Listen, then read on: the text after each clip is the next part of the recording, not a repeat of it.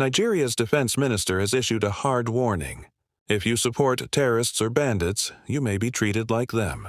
Not only the gunmen, even the people who help, defend, or negotiate for them. So what does this new stance really mean? And why is it happening now? According to the reports, the defense minister, General Christopher Musa, says anyone giving moral or material support to terrorists and bandits is a target for consequences. The message is linked to controversy around Sheikh Ahmed Gumi, who previously described bandits as brothers. The military says this kind of language is dangerous because it can make violent criminals look normal. The key phrase is simple. Neutrality is no longer an option. Here is the military's logic in simple terms. Bandits and terrorists do not survive only with guns. They survive with a support system, like people who bring supplies, people who hide them, people who send money, people who spread messages that make them look acceptable, people who help them negotiate and regroup. So the military believes, if we only chase fighters, the system will replace them. But if we break the support system, the violence reduces. That's the idea. Now, let's address the name mentioned.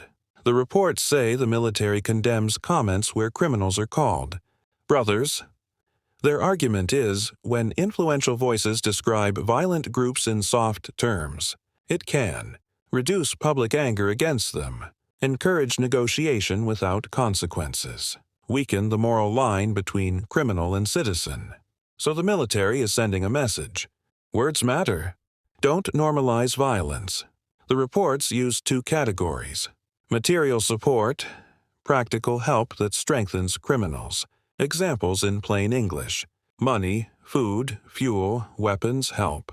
Hiding fighters or helping them escape, providing transport, logistics, or information. Moral support, public defense or language that legitimizes them. Examples: publicly excusing their actions, calling them misunderstood in a way that removes accountability, promoting narratives that make recruitment easier. The most important change in these sources is this.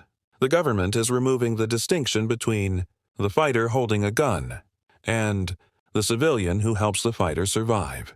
They're saying, if you help the system, you are part of the system. That is why the message feels so strong. The same sources say the military is also intensifying precision strikes, expanding training facilities, strengthening capacity to secure the nation. So the message is not only words. It's also, we are upgrading our operations. So the key point is, this approach could be powerful, but it must be clear, lawful, and evidence-based to avoid mistakes. Here's the bottom line. The defense minister is drawing a new red line. In Nigeria's insecurity war, the fight is no longer only against gunmen,